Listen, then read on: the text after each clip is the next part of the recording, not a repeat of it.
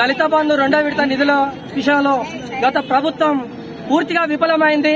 మేము అనేక సార్లు కలెక్టర్ ఆఫీసులో గానీ, ఎంపీడీ ఆఫీసులో గానీ, కమిషనర్లకు గానీ వినతి పత్రాలు ఇవ్వడం జరిగింది. గత ప్రభుత్వం మొదటి విడతగా రీటైల్ పెట్టుకున్న వాళ్ళకి ఏదైతున్నదో 5 లక్షల రూపాయలు మంజూరు చేసి మిగతా 5 లక్షల కోసం మీరు షాపు పెట్టుకున్నారా లేదా వెరిఫికేషన్ తర్వాతనే ఇస్తామని ఒక 18 నెలలు ఈ క్లస్టర్ ఆఫీసర్లు ఎవరైతే ఉన్నారో దళితులను అనేక రకాలుగా ఇబ్బంది పెట్టి వెరిఫికేషన్ అనే పేరుతో ఒక సంవత్సరం పబ్బం గడిపిల్లు. ఇప్పుడు ప్రభుత్వం మారిపోయి కాంగ్రెస్ ప్రభుత్వం వచ్చింది. ఇప్పుడు మా అకౌంట్ లో ఉన్న నిధులు మంజూరు చేయమని 7 నెలలుగా మేము దళిత బంధు సాధన సమితి అని ఒక కమిటీ ఏర్పాటు చేసుకుని అనేక కార్యక్రమాలు చేస్తున్నాము. ఈ క్రమంలో కలెక్టర్ ఆఫీస్ లో 1200 మందిని మమ్మల్ని అరెస్ట్ చేయడం జరిగింది. దీంతో పాటు ఒక 8 సార్లు మమ్మల్ని అరెస్ట్ చేసి మమ్మల్ని నిర్బంధించడం జరిగింది. మరి మా రెండో విడత 5 లక్షల రూపాయలు మరి మేము ఎవరిని అడగాలి?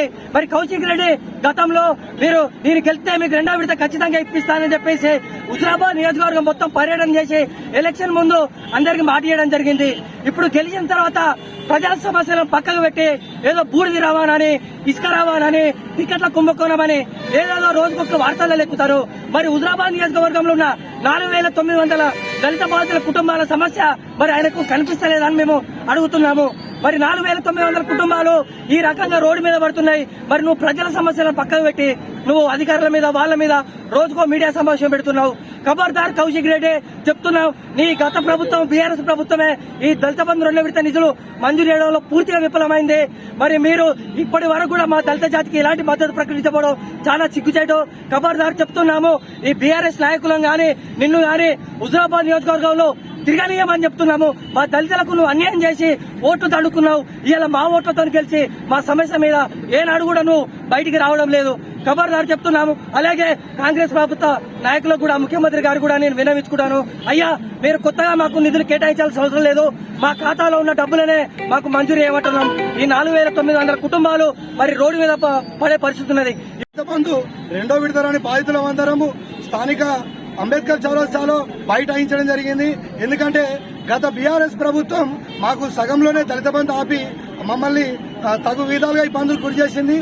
ఈ రోజు కొత్తగా వచ్చినటువంటి కాంగ్రెస్ ప్రభుత్వాన్ని కూడా ఈ రోజు మా స్థానికంగా ఉన్నటువంటి ఎమ్మెల్యే గారు మమ్మల్ని పట్టించుకోకుండా, మేము మొన్న పాదయాత్ర చేస్తుంటే కూడా మమ్మల్ని చూసి కూడా మమ్మల్ని పట్టించుకోలేని పరిస్థితి.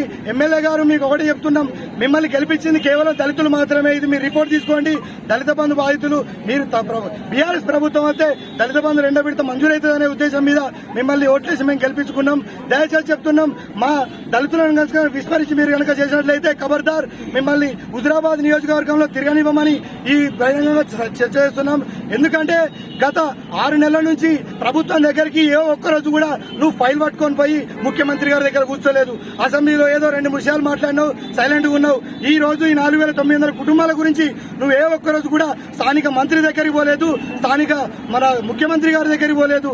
ఏదంటే ఈ లోకల్లో వండుకుంటూ పబ్బం కలుపుకుంటూ ఇసుక లారీలు, బూడిద లారీలు, సవాళ్లు గివాళ్ళు అని తిరుగుతూ ఉన్నావు. ఖబర్దార్ చెప్తున్నాం, ఈ 4000 కుటుంబాల పరిస్థితి ఏంది? నిన్ను గెలిపించి మేము ఒక దున్నపోతం తెచ్చి కట్టేసుకున్నాం. ఈడ పాలిచ్చే బారిని విడిచిపెట్టి ఈనాడు కాంగ్రెస్ పార్టీ అభ్యర్థి కనుక గెలిస్తే మాకు ముఖ్యమంత్రి గారి దగ్గర పోయి మాకు నిధుల నిర్వహణ వచ్చే విధంగా ప్రయత్నం చేసేవాడు. నువ్వు ఈ రోజు గెలిచి ఈ రోజు మా దళితులందరికీ చోట మొక్క చాటేస్తున్నావు. ఖబర్దార్ దయచేసి ఇప్పటికైనా చెప్తున్నాం, మా దళితుల పక్షాన నిలబడి నిన్ను ఎమ్మెల్యేగా గెలిపించుకున్నందుకైనా నువ్వు మా పక్షాన నిలబడి మా దళిత బంధు రెండో విడత నిధుల కొరకు ముఖ్యమంత్రి గారి దగ్గరికి వెళ్లి మా సమస్య పరిష్కరించాలని మీకు విజ్ఞప్తి చేస్తున్నాం.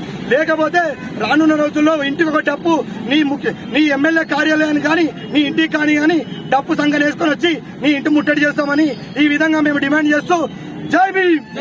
అసలైన తొలి వెలుగు. ఫాలో వాట్సాప్ @తొలి వెలుగు official.